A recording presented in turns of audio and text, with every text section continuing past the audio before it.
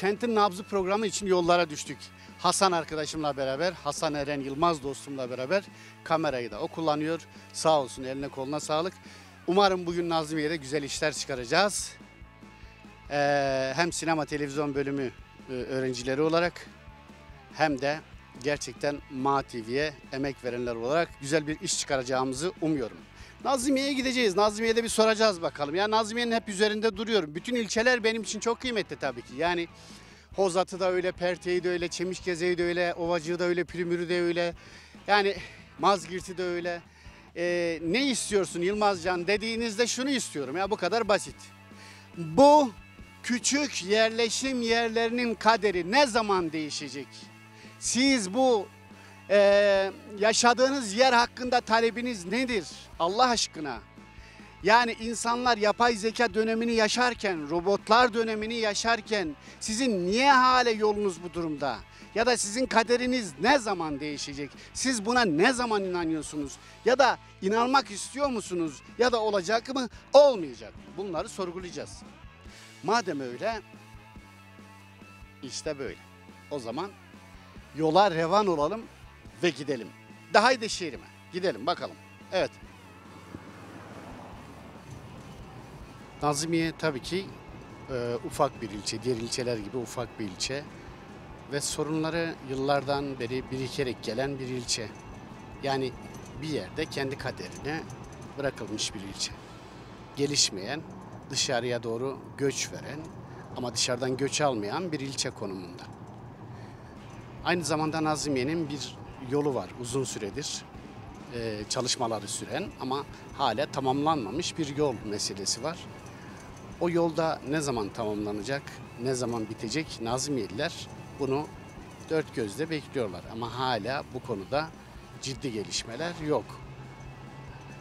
Aldığımız bilgiler konuda ödeneğin yetersiz olduğu ya da olmadığı yönünde.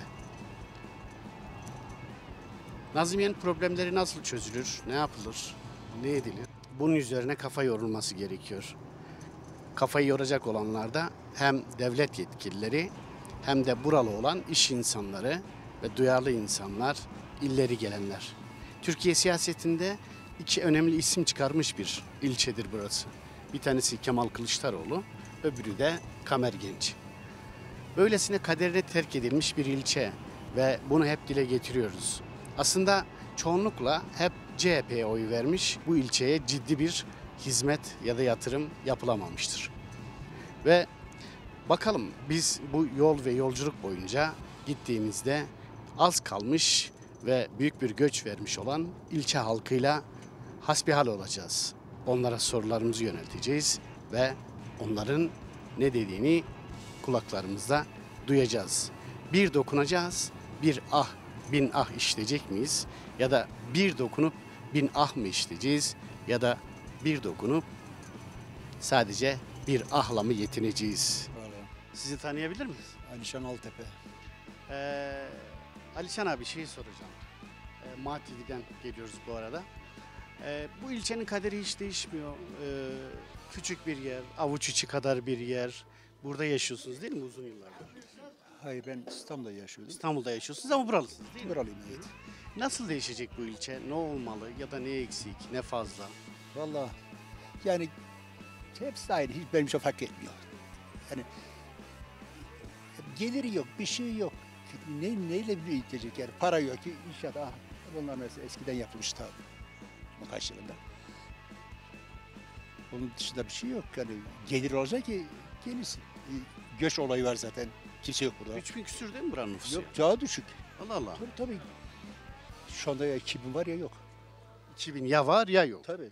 Yani şimdi eğer ki bu işte dışarıda gelenler, uzmanlar, polisler onlar da belki olmuş olabilir ama yani normal asıl buralı olan 1800 ben öyle hatırlıyorum. Şimdi bu ilçe mesela Türk siyasetinde iki tane önemli insanı çıkardı. Değil mi? Yani bir tanesi Kamer Genç, bir tanesi de Kemal Kılıçdaroğlu. Bu kadar Türk siyasetinde önemli bir konumu olan, ikincisi de mesela baktığınızda Alevi inancında Yine Nazmiye önemli bir yerde. Çünkü Düzgün Baba gibi bir inanç merkezi var. Kureyş Baba gibi bir inanç merkezi var. Galferat gibi var. Özellikle Düzgün Baba ve Kureyş Baba bunlar çok önemli. Bu kadar önemli olan hem işte Alevi Rahak inancında bu kadar önemli yeri olan bir de Türk siyasetinde de bir iz bırakmış bir ilçenin bu kadar geri bırakılması, hiç dokunulmaması. Bu konudaki fikirleriniz ne? Neden yani? Vallahi şimdi ne desem ayıp olur. Ben şunu söyleyeyim, inanç olarak ben inanırım. Başka şey yok. Yani düzelmiş, işte ilerlemiyor. Gerçekten ilerlemiyor. Çok geride kaldı burası. Demin söyledim ya, yani ekonomi olarak şey olarak yani insana göç etmiş, nüfus düşmüş. Ama inanç olarak ben yarım. Şimdi şöyle söyleyeyim, benim başıma bir olay böyle geçti. Düzgün Baba'ya gitmiştim, yolcu getirmiştim ben buradan. İstanbul'dan gelmiştim. O zaman Mustafa'da katıldım. Abi dedi tedavi geliyor, onları getirdim Düzgün Baba. Aldım getirdim, oradan ayrıldım. Ayrı bir 20 metre uzaklaştık türbeden. Orada oturdum ağladım. Dedim, Düzgün Baba kusura bakma. Eli boş geldim, aniden geldim. Kalkarken tabii İstanbul'daydım ha. Kalkarken şu tırnak kadar 5 tane teverrik diyoruz, biz taş diyoruz ama teverrik de tabii. Onları aldım. Aldım getirdim İstanbul'a. Kardeşlerime vereceğim, anneme vereceğim. Bir tane de eve vereceğim. Hiç unutmuyorum, günlerde Perşembe akşamıydı. Ben gitmiştim, hanım dedi ki, dedim ben eşime hep canım diyorum, canım dedim şunu al dedim. Bir mum yak dedi bugün Perşembe akşamı. Nedir dedi, dedi teverrik dedi, sen gitti bana taş mı getirdin? O taş söyledi, zoruma gitti, ben onu bir ay sonra Pülümür'e geldim, yolcu getirdim. Geldim burada indim, amcamın oğlunda araba vardı. Aldım, çıktım, bir şeyler aldım, Düzgün Baba'ya gittim, aldığım yerde bıraktım. Dedim Düzgün Baba, kusura bakma, sahip çıkamadık size. Geldim bıraktım bu Kadosya döneminde. Kadosya yine ben kendi üzerindeki yani tarlaları çocuklarım üzerine yazdım. Çocuklarımın üzerine yazdım. Nüs kağıdının fotokopisi çantada, şu fermanlı çantada. Orada geldim dedim o nüs kağıdının fotokopisini. Fermanı çektim ki 3 tanesi geri gelmiş içinde. Düzgün olsun. Ben ona inancım var. Başka. Yani artık ne diyeyim yani. Görüyor musunuz? Ama kimse inanmıyor buna. İnanmıyor. Gözümle gördüğüm şey inanmıyor. Vallahi ben ismin neydi abi? Alişan. Alişan abi ben sana bir şey söyleyeyim. Bakın eğer inanırsanız, gönül gözünüz açıksa, eğer gerçekten de bu yola revan olmuşsanız o da size karşılığını bir şekilde veriyor. Ben kendimden biliyorum.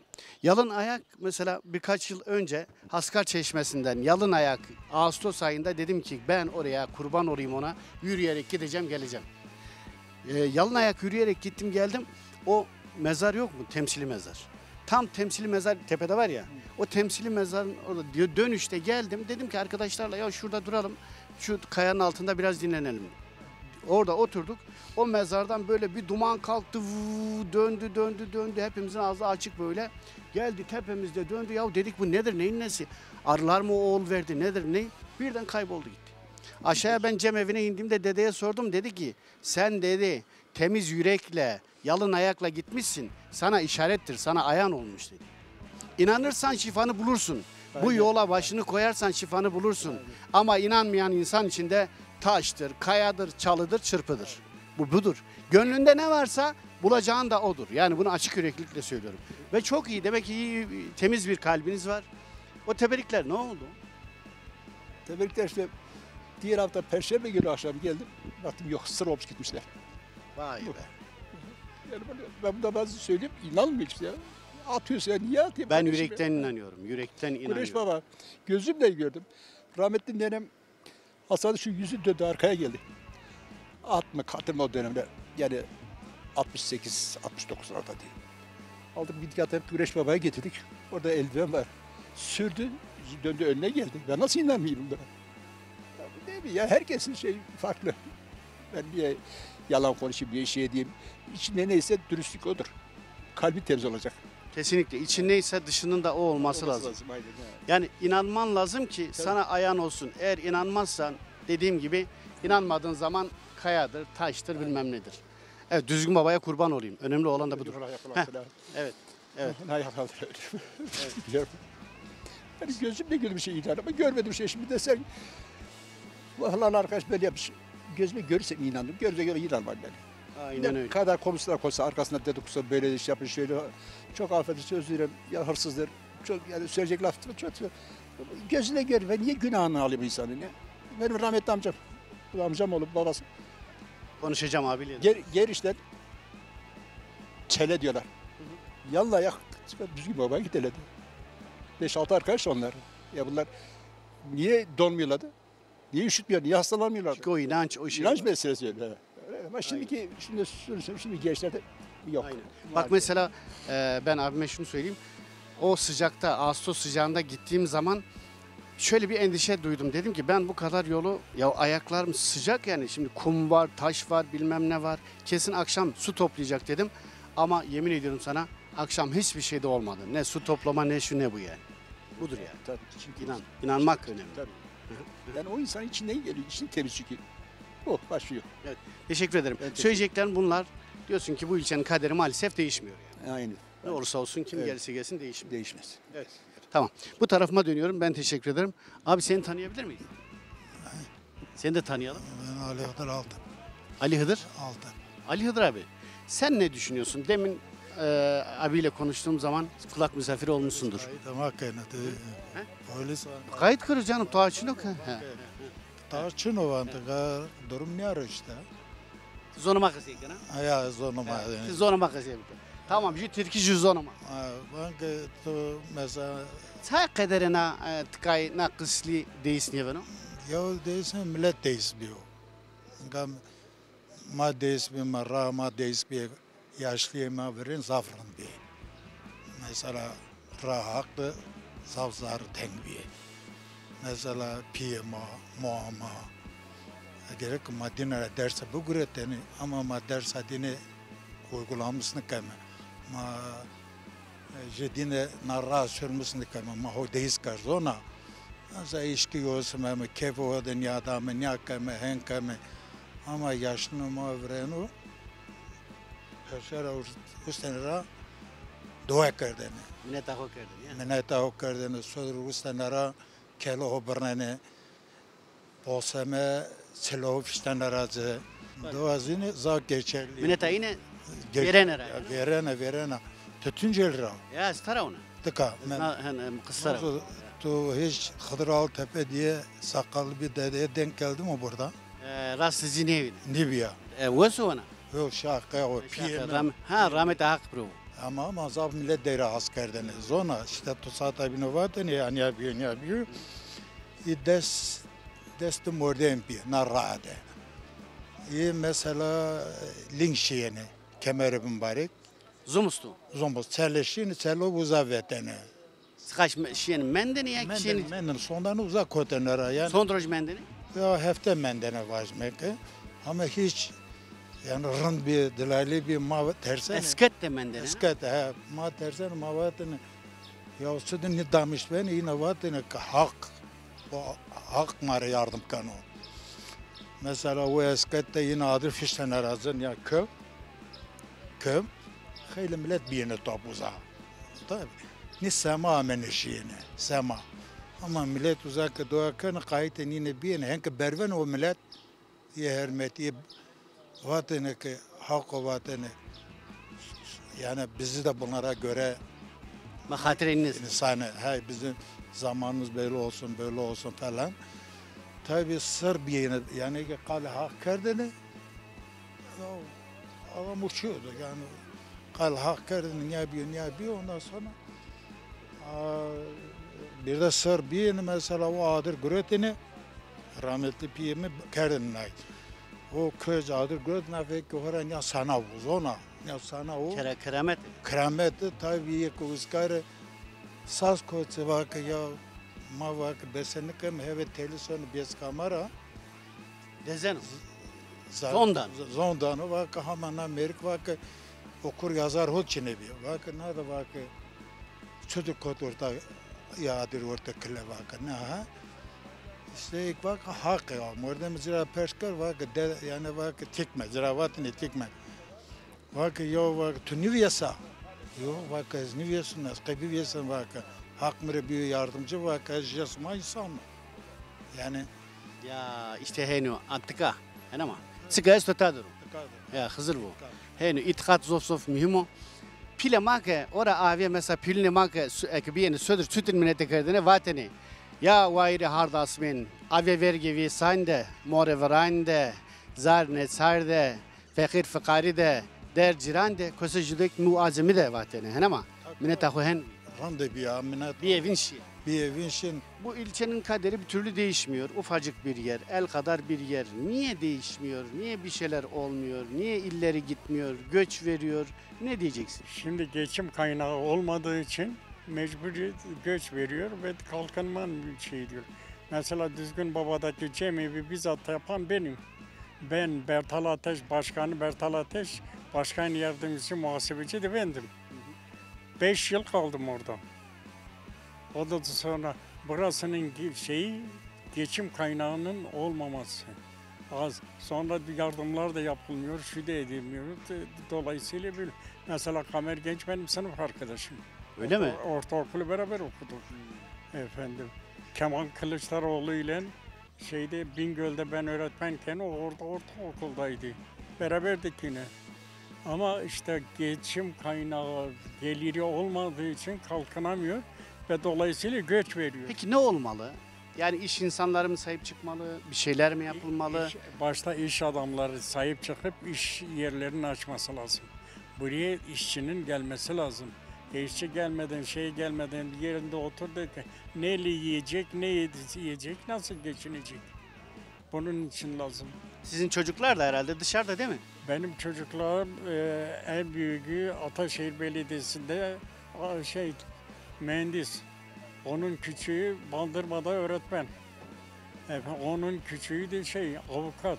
O TÜİK'in avukatı benim çocuktur Ali Erdem Gündoğan. He. Allah bağışlasın. Sağ olasın. Ondan sonra benim büyük bir çocuk var. O da işçiden emekli benim yanımda.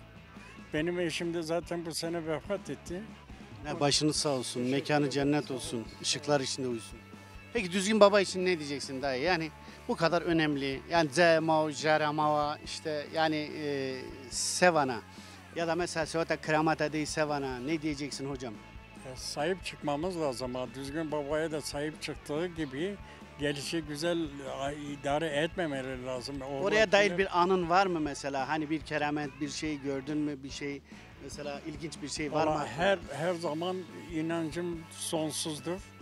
Şeyi de gördüm. Onun kerametleri de çok. Her şeyi de var. İnanıp oraya gidenler mutlak surette muradına ermişler. Şimdi çokları böyledir yani. Eskiden mesela yalın ayak gidiyorlardı bilmem ne Evet, daha farklı. eskide öyleydi. Yalın ayak gidiyorlardı. O hatta burada bazıları vardı. Tanıyorum, onları ölmüşler. O arka tarafta var, yeri var. O arka tarafta ediliyordu. Kışın dahi kalabiliyorlar. Çele he mi? Çele'de. Çele de menden yani. Mendenem, Çele'de yıkamen müzatti. Amca seni de tanıyalım bir. Sağ olasın. Ben Abdullah Yalçın. Abdullah Yalçın. Evet. Tut zorma kısayım kelime. He. Tırna çeli servana o millet çütür şeyini sekerdeni kemer düzgün. Lungura, Lungura amene. Kemeri mübarek. Ondan sonra mesela nazara bize o yol üzerinde bir kahve vardı. Arabalar o kahvenin yanında duruyordu. Oradan yayan çıkıyorlar. Oradan yaya yürüyerek gidiyorlardı. Yayan Kışın değil mi? Yani Yazın, kışın öyleydi. He, sen araba gitmiyordu. kaç 10 kişi 12 kişi miydi o zaman? He, o zaman öyleydi. 12 kişiydi. he? Evet. He. Mesela o zaman Raçini bir Doğuçini bir Arabiçini bir bizim oramızda ismi Bonviras'tı. O çok iyi insandı yani Allah rahmet eylesin ölmüş. Arabalar orada duruyordu. O yolun üzerinde kahveydi orası. Orada duruyordu. Biz de şöyle lungur aşığını dur. Daha aşığını çela. O cembe. Sıka şu zaman deni. Ya mendeni, drolojik mendeni, hidrolojik mendeni. Mesela birinde bize çela cembe biçini bir. Tabii. Şiiri katışır. Şiiri katışır. Şey uzay esketen ama. Tabii şiiri esket piro. Güzel Tara şey perskeni. Ohte bav kalke marandvi yak na ohturundu. Vallahi vakti bav kalite marın. Sonra açıkçası bu. Çütüründü. Yani zafırın bir tabii itikat var. İtikat hobi. Mordemiye bir sonun bir Ya abi orada bir akraben bir mesela hepsi birbirine bağlıydı. Bağlıydı. Ondan sonra amene bizler lungura şiiri ta çele. meyman kâmi Kadir kıymeti meyman zon teni. Ona ne tabii canım. Mana dina saniye peysirsin. Ya peyser işte ne bileyim. Nikah vani akıllı zeka vani, sık zeka vani, avejiya, robot veji. Vallahi onun niye zor azeyini. Nikahında robotu da kesekene. Manyak savaşı onu bilmiyorum. Ya, Akıllı zeka mıydı o neydi ya? Ne zekaydı ya? Yapay zeka, yapay. yapay doğru. Yapay zeka ha. Doğru diyor. He. Robotu mesela tuzonuma Türkiye vana nasılsın iyi misin filan dört tarafanı iyiyim sen nasıl? Doğru. Şahin Albayrak naskana profesör. Şahin Albayrak'ın Holkov. İşte o Şahin Albayrak Almanya'da yapay zeka var ya bu yapay zekanın tepesinde olan adam. Doğru. Ha, bak onu da unuttuk. Buradan söyleyeyim. Evet Nazimiye çok önemli isimler çıkardı dedik. Hem Türk siyasetinde Kamer Genç, Kemal Kılıçdaroğlu gibi önemli isimler. Bir ikincisi de yapay zekanın üzerinde yani Berlin'de yapay zekayı yöneten onun başında olan Profesör Şahin Albayrak da Nazimiye'li. Evet. Evet bu arkadaki dükkanı babasının dükkanıydı herhalde değil mi? Yer onun dükkanıdır. Onların dükkanı bu hemen arka taraftaydı. Babasının ismi neydi? Bertal. Bertal değil mi? Evet. Babası da burada esnaftı Şahin Albayrak'ın. Nazimiye o açıdan küçük bir yer ama gerçekten de buradan önemli isimler çıkarabilmiş. Biz de kentin nabzı devam ediyor. Biz de Nazimiye'de kendi vatandaşlarımıza, insanlarımızdan buranın nabzını tutmaya devam edeceğiz. Çok teşekkür ederim. Evet, sevgili MATV izleyenleri Nazimiye'deyiz. Kısle Nazimiye'deyiz ve Kentin Nabzı programı bütün hızıyla devam ediyor. Şimdi yanımdaki abinin bir ismini öğreneyim. İsminiz? Hasan Yıldız. Hasan abi. He. Şunu soracağım. Sen zaten doğduğun günden beri Nazmiye'de yaşıyorsun değil mi? Evet, doğru. Nazmiye'de yaşıyorsun. Hangi köyde? Günecik. Güneyci köyündensiniz. Nazmiye mesela küçücük, avuç kadar bir yer. Evet. Ama iki tane önemli ismi, hatta üç tane önemli isim var. Yani mesela Türk siyasetinde iki önemli isim var. Bir tanesi Kamer Genç, bir tanesi He. Kemal Kılıçdaroğlu. Evet doğru. Ve Şahin Albayrak profesör.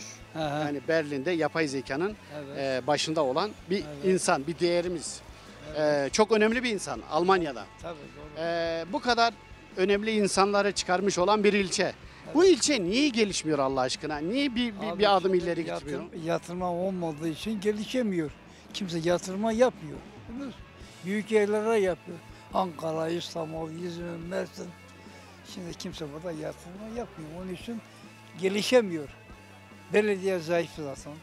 İnsanlar zayıftır zaten. Almanya'da, Avustralya'da, Fransa'da gelen... İş insanları da İnsanlar sahip yok. çıkmıyor değil mi yani? Tabii. Yani buralı iş insanları bayağı var mı? Yok. Ne iş sahibi var?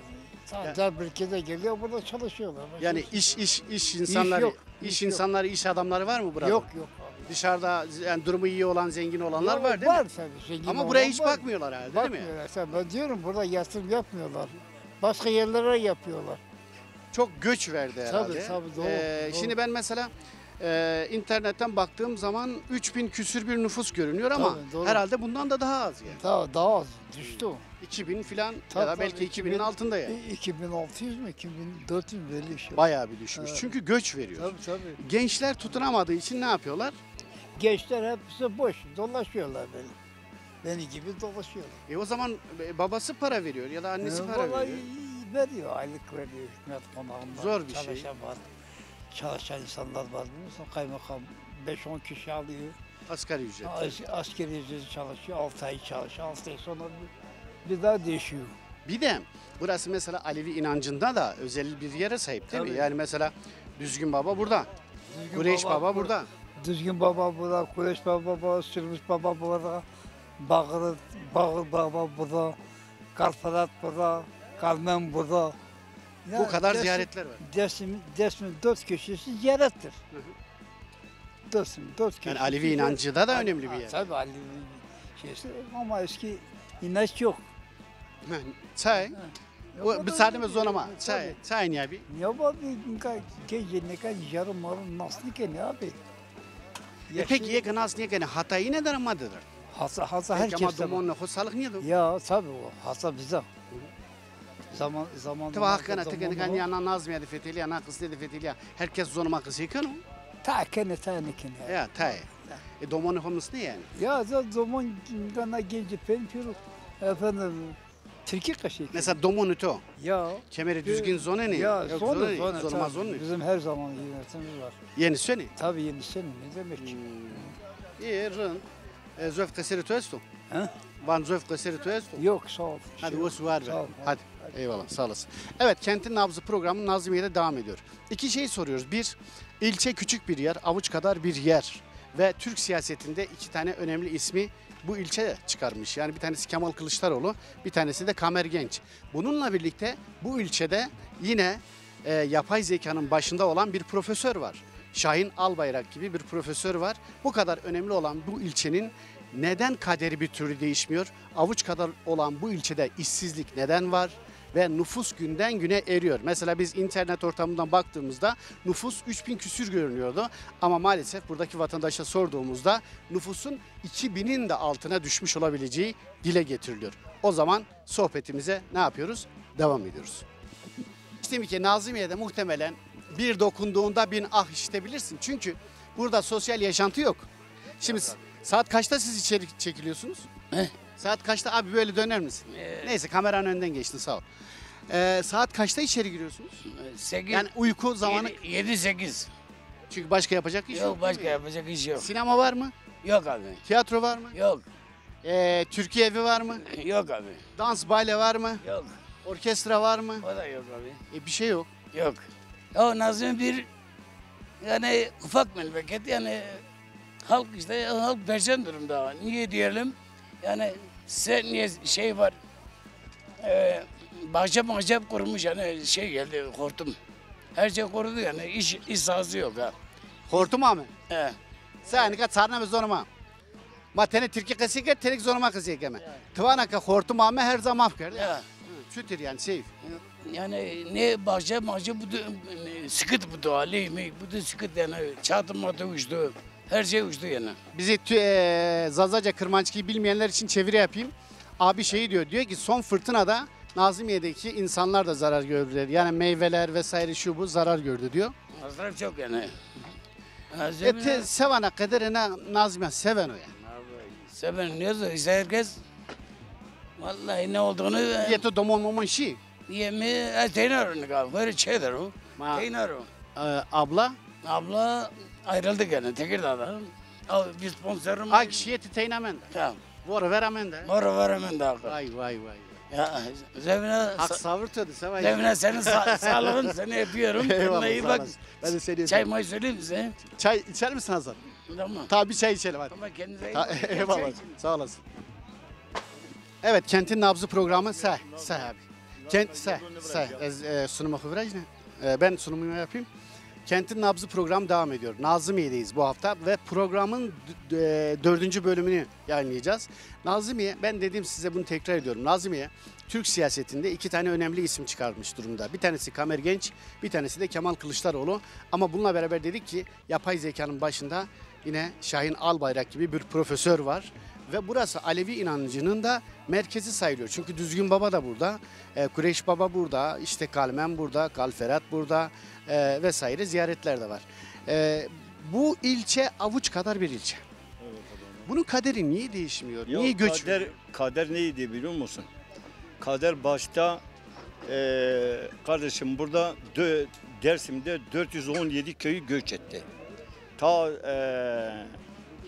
94 ile 95 arasında bu insanlar bu memleketi göç etti, gitti. Bir daha dönüş zor oluyor vatandaş için kardeşim. Adam metropola gitmiş, metropolda çocuğu orada kirada oturuyor. Buraya gelirse evi var, bir ev 5.000 liraya diyor ben yaparım. Tarlada olmuş, evden olmuş, bundan olmuş, bundan olmuş. Bir daha geri dönerse nüfus bakımda söylüyorum. Nazmiye nüfusu ne söylüyorsun? Bir daha yapamaz. Durumu iyi olan gelir. Durumu iyi olmayan da gelemiyor. Neden? İşte maddet durumu. Sonra Nazmiye yolu ta ne zaman Evet, başlamış? yol da yani. Nazmiye yolu ne zamandır başlanmış? Halen 2 senedir orada şantiyesi eli duruyor. Niye? Yapılmadı.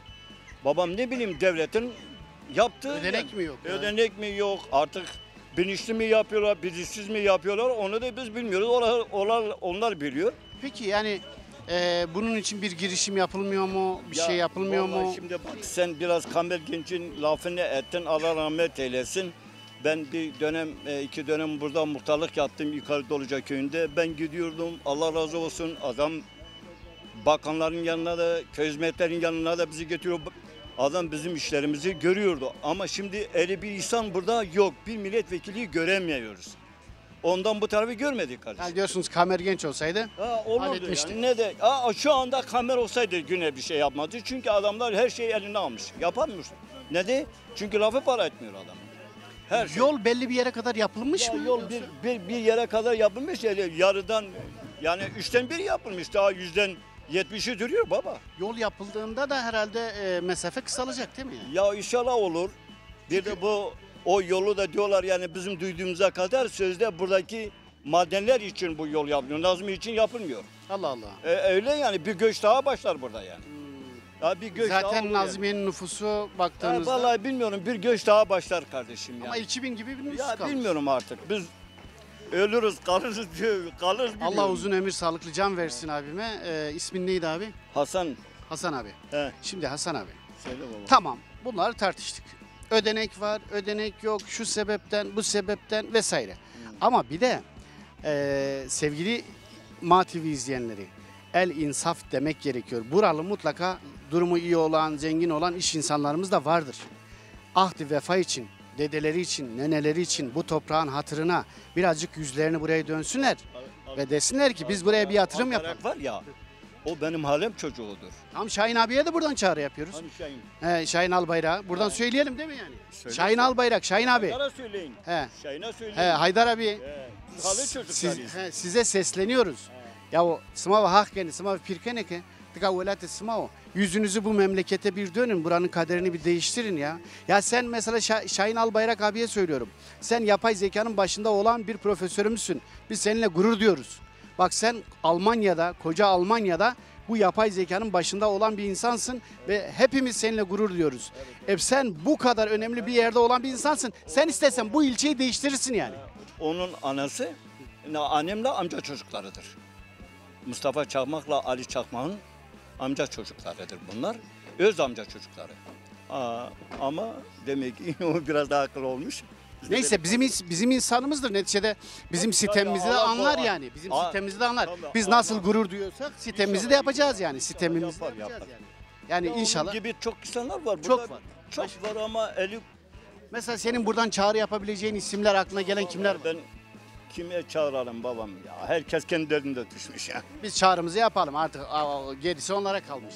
Yine de canları sağ olsun diyoruz. Kılıçdaroğlu, Kemal Kılıçdaroğlu da gevşek davrandı bakmasın. Evet, Akrabamdır ama gevşek davrandı. Keşke yani fırsat eldeyken bir şeyler yapılsaydı. Ama herhalde şöyle düşündü. Şimdi bak ben sana bir şey söyleyeyim mi? Açık bak. Kemal Bey benim öz akrabam. Teyzemle onun amcasıyla evli Karabulut'ta. Şimdi kardeşim diyorlar ki Kamer Genç burada kendi akrabalarının işi aldı. Yahu sen de al keşke sen de 10 tane alsaydın. Bir tane almak. Kamer'in sayesinde burada bir sürü ekmek yiyorlar. Evet. Öyle değil mi? Ben aslında Keşke bir 1000 tane almış 2000 tane alsaydı. tabii şimdi ben Onun sayesinde belki ekmek yerler. Kemal Kılıçdaroğlu'nu savunmak, hiç kimseyi savunmak ya da yermek durumunda değilim. Ama şunu mu acaba düşündü? Ya ben kendi ilçeme yatırım yaparsam şimdi derler ki kendi ilçene yatırım yaptı. Yapacaksın. Yapacaksın değil mi yani? Yani her gelen siyasetçi Nasıl kendi fırsat yatırım yapıyor. getirdiler onun hançer onun boyuna verdiler. Yani işte İşleri böyle. evet. Siyaset böyle. Keşke zamanında bu ilçeye yatırım yapılmış olsaydı buradaki çocuklar da göç etmezlerdi. Yeterdi, sağ olun. Evet. Çok teşekkür ediyorum. Sağ olasın. Allah Sağ ol. yardımcın olsun. Evet. Bizim programımız devam ediyor. Yine soracağız, bakacağız. Ne var ne yok. Çok sağ olun. Leonardo Desta. Hadi, umarım işin. Sağ ol. Kermedi, Sekan adın da. Rıdıt Sekan abi. Bu hatırlasın. Eyvallah. Ah gençliğin hatırlasın. Eyvallah. Sen. Ezvacine orada mı? Yok ama. Şimdi abinin dile getireceği bir önemli konu daha var. O konu nedir? O konuda şimdi bizim aşağı Doluca'yla yukarı Doluca arasında bir ılıca var. O ılıca 5 senedir de taş haylanana olma yerle bir oldu. Şimdi bir yatırım yapılmıyor, bir şey yapılmıyor. Turizm yeşil ölmüş. çok şifa bir suyumuz var. Yer altında duruyor kardeşim. Bir de orası şey oldu herhalde, mesela taş çıkarmaya çalışılırken Ya heyelan meylanda heyelan gitti işte. oluştu ve kapattı oranı. Kapattı evet. Onu Albarak'a söylerim Şahin'in Haydar biliyor bu işi. Tamam. Şimdi ben de buradan duyurusunu yapayım. Değerli izleyenler, bak şunu söyleyeyim. Gerçekten abinin dediği kaplıca tam bir şifa yeri. Ben çocukluğumdan hatırlıyorum. İnsanlar ta işte Pülümür'den, Mazgirt'ten, yani her taraftan, il dışından da dahil olmak üzere geliyorlardı. Çünkü o kaplıcanın suyu çok şifalıydı. Buradan biz demin Şahin Albayrak abiye de, profesörümüze de burada çağrı yaptık. Neden Şahin Albayrak abimize şey yaptık? Dedi ki sözü geçendir. Mutlaka iş insanlarını da tanıyor, yönlendirebilir. Yani bir el atsın. Ne olur onun sayesinde o olacağı faaliyete geçsin. Tabii. Sadece Anası vallahi geliyordu, rahmetli bizden kalıyordu, oraya gidiyordu. Babası gün aynı kez. Zara haskı. Yo bu zara sofaskını kadar için. Şahin Bira, muatoniya de rahmeti hak provo. Şiauza, hatıra koyesta. Halunuhu, çakbahu, aşiyin amin, buza şifa dini, evke dara, saya dara u iş bike, lev namı tımonutara. Ya, Hayvanla geliyordu bu tarafta ya sadece belliye mi? hayvanlara binip gelip Ilıca'ya giriyordu. Senin ismin ne abi? Zeki Yaşar. Ondan sonra yayan da eve gidiyordu. Şifalı bizim olacak. Bizim olacak. Hayvanlara binip ya hastaydı geliyordu, biniyordu, şifasını Gelenler değil mi? He? Gelenler yani. Ha gelenler, Ilıca'ya gelenler. Şifasını bulurdu, yayan da gidiyordu. Bakın, öteden gelirken hayvanlara binerek, yani yürüyemiyor, Evet. adım atamıyor, durumu kötüyken gelip o Ilıca'da birkaç gün ya da bir gün kaldıktan sonra sapasağlam iyileşerek geri gidiyorlarmış. Bu kadar önemli bir su ve şu an üzerine heyelan oldu, toprak yığılmış durumda. Evet. Bunun çıkarılması lazım ve tekrar hizmete geçirilmesi lazım. Bu ülkenin değeridir ya, sermayesidir. Ya. Olacağımız işte. Evet. Çok şifalıdır. Olacağımız çok şifalıdır. Size diyorum işte. Peki Nazmiye için ne diyeceksin? Nazmiye'nin bir türlü kaderi değişmedi. Göç veren bir ilçe. Yok ya. Gelişmedi ki hiç. Giden gitmiş artık. Gelin de bilmiyorum. Kalan Yatırım bir yapan 2000 yok kişi ki. falan kaldı. Ya işte o kadar. Çünkü iş yok, güç yok. Yok hep boşta ya. Bir de şeydir, hani çarşısı da 2 adım böyle bir o tarafa. Yok, bu bak tarafa. görüyorsun ne var. Ne yapıyorsunuz mesela? Burada hayat nasıl gidiyor? Zor. Geçim zor her şey. Ne yapıyorsun? Mesela sen sabah kalktığında ne yapıyorsun abi? İşim gücüm de yani ne yapmak isteyeyim ki ya. Evde oturuyoruz işte bir iki tane inek var onunla işte davara gidiyoruz işte. Köydesin.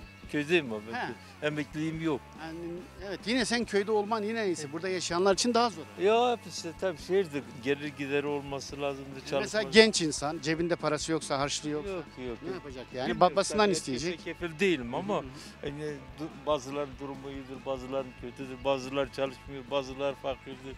Herkesin bir şeysi var yani. Umarım bir gün bu ilçenin kaderi değişir. Biz de görürüz böyle güzel, ne bileyim turizm yeri olur, Tabii, güzel tabii. bir yer olur. Ya. Hak da ediyor aslında değil mi? Aynen. Köyleri falan çok güzel Nazmiye'nin değil mi? Bizim köyler güzel, yatırım yok.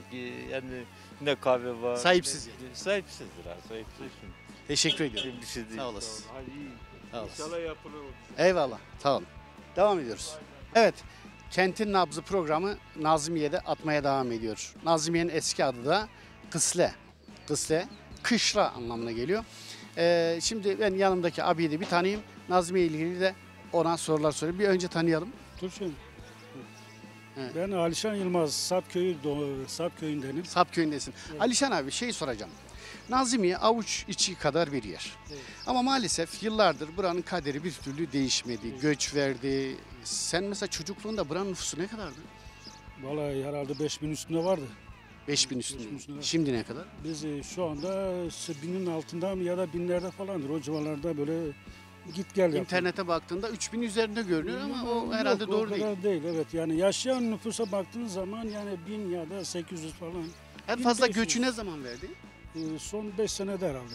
Gençler daha çok gitti değil mi? Gençler daha çok gitti, evet. Gençler daha çok gitti. İş olmadığından, iş ortamları olmadığından dolayı hep ya Tunceli merkeze gittiler, ya büyük şehirlere çoğu, ya yurt dışına çok gidenler oldu. Dolayısıyla yani iş ortamı... Peki buranın kaderi nasıl değişir? Ne yapılabilir buraya? Buranın kaderi ne yapılabilir? Buraya iş yerleri açılması lazım. Burada sosyal hayat olması lazım. Sosyal hayata dair bazı bir şeylerin olması lazım ki insanlar buraya gelsin, gençleri burada tutabilesin. Şimdi sosyal hayata dair hiçbir şey yok, böyle sıfır oynuyoruz. İş ortamı desen sıfır. Bir hayvancılık var, hayvancılık da herkes yapamıyor. O da kısmen yani. Kısmen, yani bazı köyler yapıyor, bazı köyler yapamıyor. Dolayısıyla yani gerçekten iş ortamı kurulması Mesela lazım. Alişan abi, sen sabah kalktın. Bir günün nasıl geçiyor? Akşama kadar bu çarşının içinden bu yana gelip gidiyorum. Ben gerçi hocayım. Bu senin psikolojini bozmuyor mu yani? Cenaze işleriyle uğraşıyorum. Ben ara bir köye gidip geliyorum, köylere falan, ama geneline baktığın zaman bu merkezde böyle bir 100 metre bir alan içerisinde. Çarşı toplam gel. böyle baktığında çarşının uzunluğu ne kadar? 150 ya da 200 metreden fazla, o kadar. Bakın Gerçekten sıfır. işte bütün sosyal hayat dedikleri Nazmiye'de 100 metre, 150 metrenin üzerinde geliş gidiş yani. Bu kadar, başka bir şey yok. Tiyatro yok. Efendime söyleyeyim, opera yok, bale yok, işte bir türkü, restoran yok. Bir yemek, bir kafe yok. Yani akşam oturarsın böyle bir sohbet edersin, muhabbet edersin. Saat 6-7 dediği zaman her taraf kapanıyor. Evet. 6-7'den sonra hayat duruyor. 6-7'de hayat duruyor. Duruyor. Hiçbir şey yok yani, gerçekten çok kötü. Yani 2025'teyiz. Sanki 1930'ları, 1920'leri yaşıyoruz. Ne kadar acı değil mi? Çok acı. Yani Bakın insanlar uzaya gidiyorlar. Yapay zeka var, bilmem ne var. Artık Evet, öyle bir maalesef. çağ değişti ki, ama maalesef buranın kaderi hala değişmedi. değişmiyor maalesef. Geri gidiyoruz. Hiç ileriye gideceğimizde pek umudum yok yani, gerçekten bu haliyle. hiç umudum yok. Üzülüyorsunuz, Üzülüyorum, kahroluyorum, yıpranıyorsunuz. gerçekten kahroluyorum. Bak biz 1985, 83, 84'te burada bir orta bire gidiyordum. Okuldan öğrenciler çıktığı zaman burada var ya, komple böyle sanki miting alanı gibi dolup taşıyordu. Şu anda toplasan 50-60 kişi öğrenci, çocuk ya var ya yok, yani gerçekten çok kötü durumda. İlçe tükenmişliğe oynuyor. Yani iş insanlarımızın, iş adamlarımızın ne bileyim bir şekilde buraya bir el atıp bir yardım, bir iş ortamları kurmalar lazım. Bir sosyal Ya bir hayata Nazimiye dair- platformu kursunlar ya da sosyal bir Nazimiye hayata dair girişimi bir şeylerin kursunlar. olması lazım. Biz de görelim ya. Gerçekten yok Mesela yani, şunu yok. söyleyelim değil mi? Hani diyelim ki, ya kardeşim bu direği buraya filanca iş insanımız dikmiş. Allah razı olsun. Evet, bir tane- Şu ağacı buraya Yani şu yok. dikmiş. Yani herkes bir şey dikse, herkes bir şey yapsa bu ilçe değişir. Aynen. Çok büyük bir ilçe de değil yani. Evet, yani biz mesela ben 2014'te geldim buraya. O günden bugüne hani cenaze hizmetleri, hayır hizmetlerini yürütüyorum. Sonuçta bir şeyler yapmaya çalışıyorum. Yani iş insanlarımızın, iş adamlarımızın da hani ne bileyim sosyal hayata dair, iş ortamına dair bir şeyler yapması lazım. Bir katkıda bulunması lazım. Ne bileyim bir konfeksiyon açılabilir. Farklı bir şeyler olabilir. Yani Kooperatifler kurulabilir. kooperatifler kurulabilir. Buranın balı da iyi Dernekleri, değil mi yani? Balı iyi, evet, balı çok iyi. Mesela dağlar, hep dağ var, hep şey var, ovalar var, şeyler, orman çok, çiçek alanları çok. Hayvancılık daha da teşvik Hayvancılık edilebilir. yapılabilir, ne bileyim hani doğru düz bir kasap bile yok. Tavukçuluk Kasap yapılabilir, bile yok. yumurta üretimi Her şey yapılabilir. yapılabilir, evet. Burada mesela diyelim ki doğal ürünler var, kuşburnu var, bilmem ne var. Bunların bir üretim atölyesi oluşturulabilir. Yani Oluşturulabilir çoğu yani. hazıra alışmış, hayvancılık bile yapan yok yani, hazır. Her şeyimiz hazır. Hani şeyde nasıl hazır yiyorsak büyük şehirlerde böyle oturuyoruz çoğu yerde. Burada da öyle. Aslında hayvancılık yeri var. Mesela tavukçuluk yapılabilir, hayvancılık yapılabilir, her şey yapılabilir ama maalesef yok. Peki, teşekkür ederim. Ben de teşekkür ederim. Hadi sağ Kolay olun, gelsin. sağ olasın. Evet, devam ediyoruz. Tanıyalım sizi. Murat Saraç, Nazimiyeliyim. Ben sunumda şunu demiştim. Nazimiye'de inşallah bir dokunduğumuzda bin ah işitmeyeceğiz. Şimdi Murat abi, sana bir dokunursak bin ah işitir miyiz yoksa işitmez miyiz?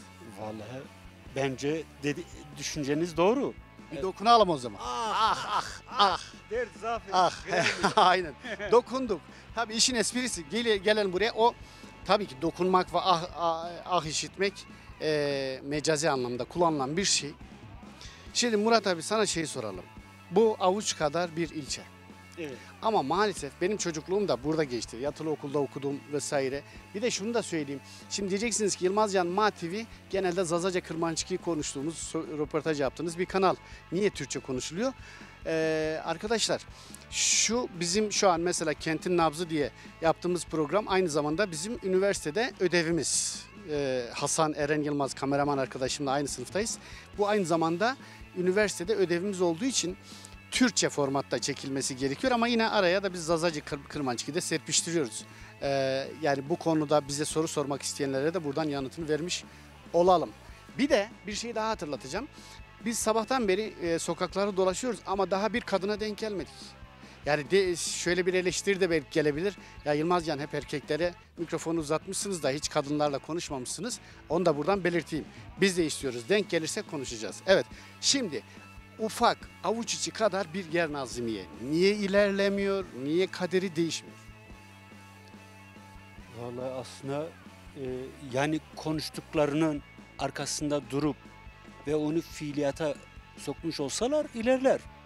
Ama sadece söylemde kalıyor galiba. O yüzden ilerlemiyor. Bir de burada yani yöneticiliği de biraz bilmek lazım.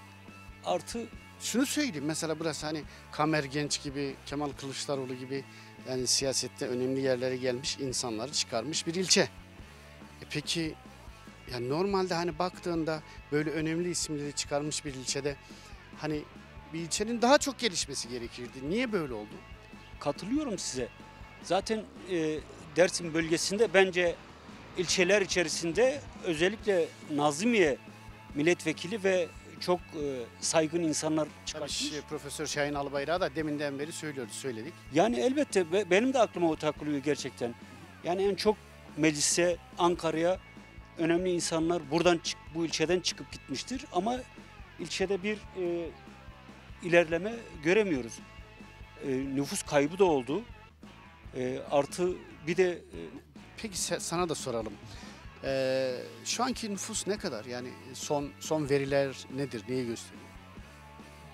Ne kadardır buranın nüfusu? çok net olmamakla beraber yani yazılan 1200. Vay be, Tabelada yazılan. 1200 değil mi? Evet, 1200. Biz internette bir 3000 üzerinde diye gördük ama 1200 ya da 1600. Hayır yani tabelalarda zaten öyle yazıyor. Yani 1200 ile 1600. Belki bu bazen sonbaharda hani buralardan büyük şehirlere gidenler oluyor. Kışın nüfus daha da azalıyor.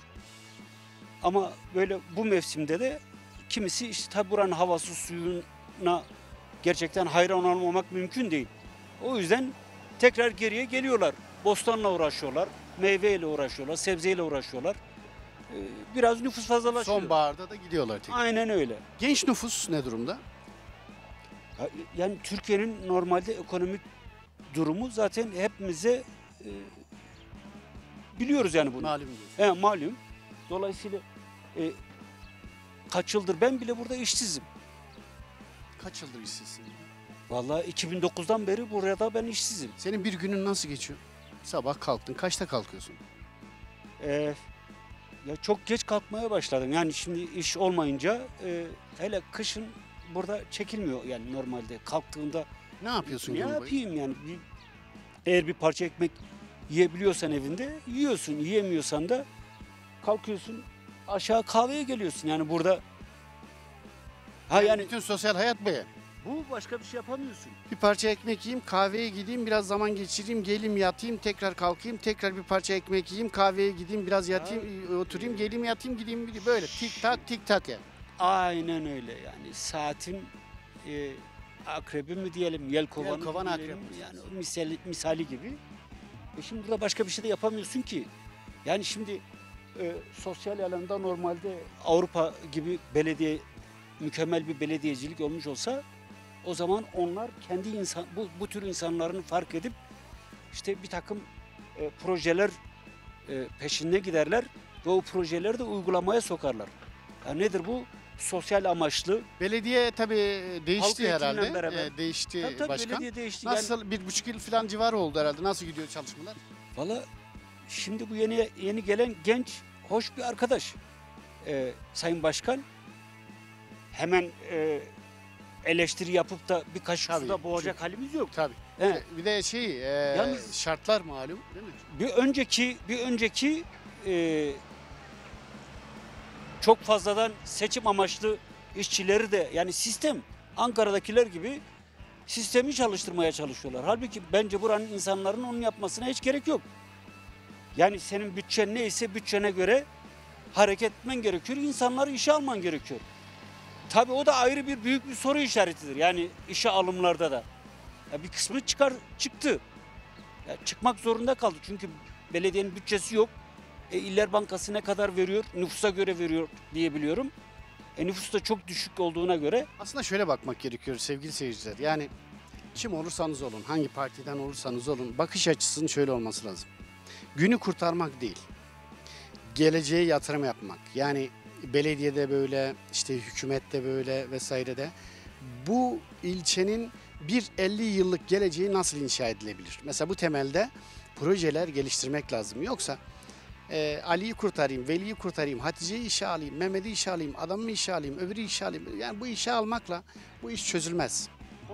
Yani bu iş park bahçeyle de çözülmez. Park bahçe yapın tabii ki yapın. Yapın ama park bahçe kaç park bahçe yapacaksın? 3 tane, 5 tane, 10 tane. Neyi? Park bahçeli değil. Yani demek istediğim şu. Kafayı buna yorup bu ilçenin hadi attım boş ver 50 yıldan vazgeçtim de bir 10 yılını kardeşim.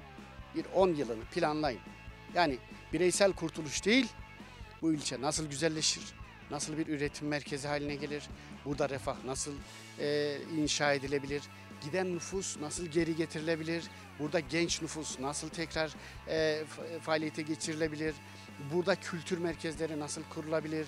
Burası bakın tekrar ediyorum Alevilikte Ra-Hak yolunda çok önemli bir inanç merkezidir.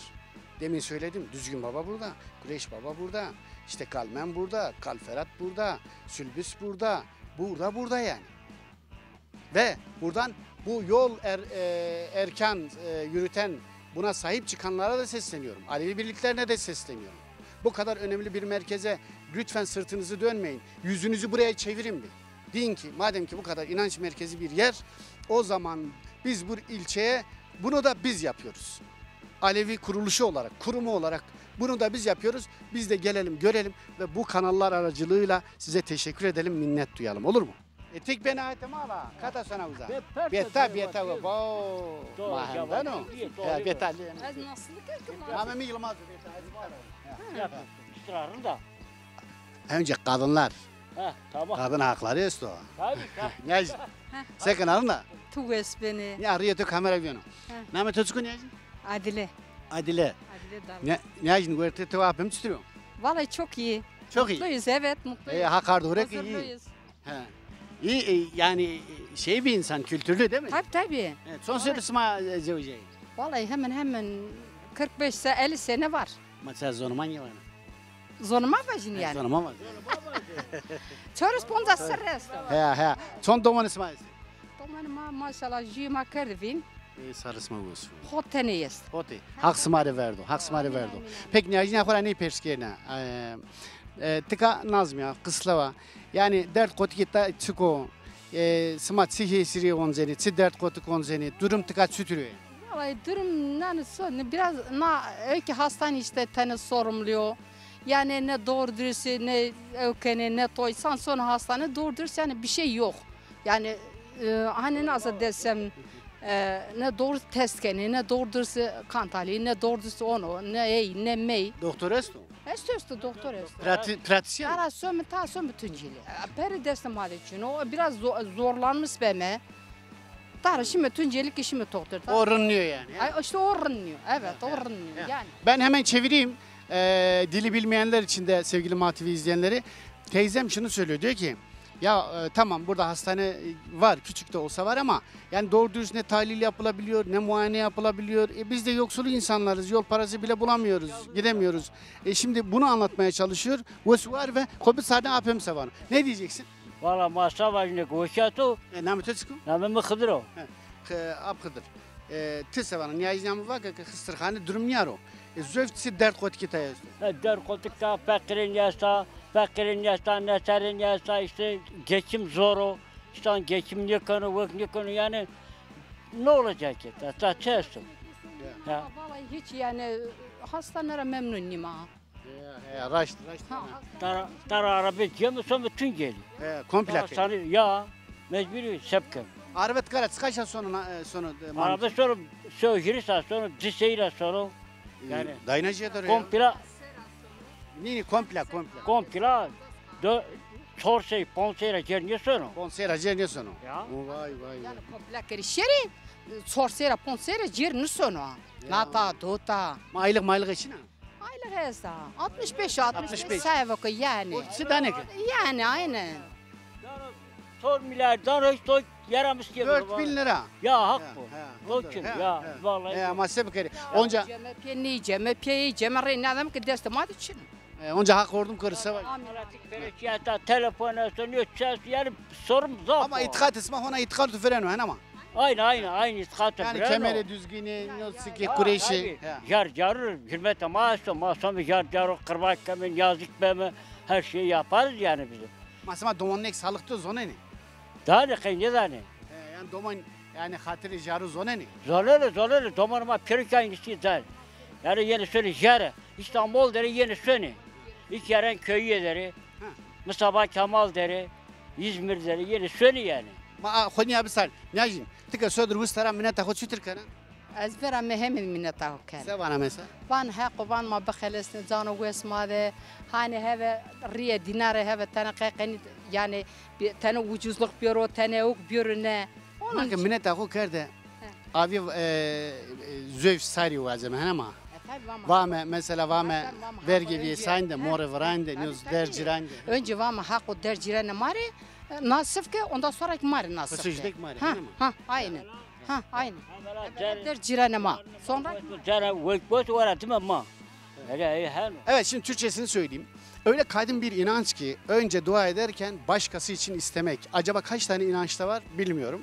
Mutlaka vardır. Mutlaka vardır ama bu kadar kıymetli bir inancın da toprakları, coğrafyası burada Dersim bu kadar Rahak Alevi inancının, kadim inancın merkezi, Jardiyarlar diyarı burası ve duaya dururken önce kendisi için değil bencilce davranmayıp bütün alem için, cihan için isteyip sonra kıyısında köşesinde de kendisi, çocukları ve ailesi için isteyen bir inancın mensupları.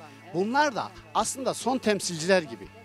Belki bunlardan bir nesil sonra ama ondan sonra eğer biz bunu yürütemezsek, çocuklarımıza da öğretemezsek vay halimize. yani Tamam. Aynen. Ve suvar ve hak tuhav ismaniye karo. Hak tova smaytni körü yolunuz açık olsun. Cenab-ı Allah size hayırlıysa. Hala. Leonan smadesta. Ve suvar. Daha doğru mu? Doğru mu? Şey döneminde mesela daha öğrenciyken buranın döneminde nüfusu buranın 7.000-8.000'di. Yatılı okul falan var. Yatılı okulun nüfusu 450 kişiydi. Ben de orada okudum. Tabii ben de yatılıda okudum o dönemde. Burada boş yer bırakamazdı millet, karabalıktı. Bak bizim köyde 5 öğretmen vardı. O dönemde 5 öğretmen bir köyde. Köy ilkokulunda değil mi? Tabii köy ilkokulunda 5 öğretmen vardı. Ama şimdi Maalesef bu da gösteriyor ki geriye gitmiş ve yani abinin dediği çok doğru. biz şimdi şükür ediyoruz. Halen geri gidiyoruz. Hala dur bu sene gelecek seneye ne olacak? Tamam. Teşekkür ediyorum. Erkan abi Sen ne diyeceksin? Sen bir genç olarak Valla ben bir genç olarak burada yaşıyorsun. Nasıl Nazmiye'de yaşamak? Ben 37 yaşına gelmiş bir gencim. Ben yıllardır bu Nazmiye'de hiçbir şekilde bir gelişme görmemişim. Mesela belediyelerde bütçe veriliyor. Bakıyorsun bütçenin çok gereksiz yerlere yapıldığı görünüyor. Ya mesela şu mahalle aralarını gezip araçların girdiği yerler ya çukurdur ya kaldırım taşları gitmiştir. Yani gelen giden daha çok bu ana caddelerden, mahalle aralarından şikayetçi mesela. Ama bir AKP iktidarında olan farklı bir ilçenin mahallelerine gitsen otoban gibi. İnsanlar mutlu ama burası CHP'nin elinde mesela. Ya bakıyoruz CHP'den şikayetçi değiliz ama hizmetine bakıyorsun ortada yok. Yani yollar çukurlu, bozuk. Gençlerimize bakıyorsun iş yok. İş olsa da hep asgari ücretin altında. Geçinemiyor şu anki asgari ücreti zaten 22.000 TL. Daireler olmuş 25-30.000 TL. Yani bu sebepten dolayı dediğim gibi gençlerimiz seçimden sonra çoğu Avrupa'ya gitti. Benim kardeşlerim de gitti. Çocukluk arkadaşlarım da gitti. Şu an Avrupa'da hayatını sürdürmeye çalışıyorlar. Orada ayaklar üstünde durmaya çalışıyor. Eğer Türkiye'de bir gelişim olmuş olsaydı, yani bir düzen gerçekten yüksek olmuş olsaydı, asgari ücret bu kadar şey olmasaydı, Durum daha farklı. Tabii daha farklı olurdu. Yani dediğim gibi ben 37 yaşındayım. Mesela şu Yatılı İbo İlköğretim Okulu'ndan mezun oldum. 2005 yılında. O dönemler benim dönemimde 450-500-600 öğrenci vardı. Şimdi bakıyoruz kahvelerden gençlerimiz yok. Çarşıda hep 3-5 tane yaşlımız var. İş imkanları desen sıfır. İnsanlar bakkala gidiyor, parası yok, veresiye yazıyor. Yani hangi çağda yaşıyoruz belli değil. Bir ekmek 10 TL olmuş. Yani aldığımız en dandik ürünler şu kadar bir şey alıyorsun. Yani bir poşet bile dolmuyor 1000 TL. Eskiden 1000 TL adam dünyanın eşyasını evine götürüyor. Boş geziyorsunuz. Haklılar çünkü iş yok. Kahvede sabahtan akşama kadar oyun oynuyorlar. İş yok, yapacak bir şey yok. Köydesin zaten hayvancılıkla uğraşıyorlar. Hayvancılık da belli bir yere kadar. Çünkü sigorta yok, gelecek yok, maaş yok. Evet. Yani onun için şimdilik diyeceklerimiz bu kadar. Eyvallah. Daha söyleyecek çok şeyler var aslında siyasetle ilgili ama yani bir tekstil yapılabilir. Mesela şu yıkılan yere tekstil yapılabilir veya bir ufak bir fabrika yapılabilir. Şurada işsiz olan kadınlar var, işsiz olan kızlar var, işsiz olan genç çocuklar, arkadaşlar var. Yani bu tip gençler mesela Farklı olabilir diyorsun. tabii ki yani Kafa bir- yorulursa ve güzel bir şeyler olabilir. şeyler Mesela olabilir. Hı hı. İstanbul'da en dandik bir mahallede yani ben Ali Beyköy'de çalıştım mesela Sayokuşu'nda. Orada tekstil fabrikası vardı ama bu işte değildim. En azından gittim az da olsa bir meslek öğrenebildim. Değerli MATV izleyenleri, değerli seyirciler, değerli izleyiciler, böylelikle bir programın daha sonuna gelmiş bulunuyoruz. Kentin nabzını Nazmiye'de, Kısle'de tuttuk ve insanlara sorular sorduk. Bu ilçenin gelişimi hakkında, buradaki inanç merkezi Düzgün Baba, işte Kureyş Baba ve diğer ziyaretlerle ilgili sorular yönelttik. Onlar da kendi fikirlerini söylediler. Böylelikle bir programın daha sonuna geldik. Bir başka programda, bir başka konuda, bir başka yerde görüşmek üzere. Allah'a ısmarladık.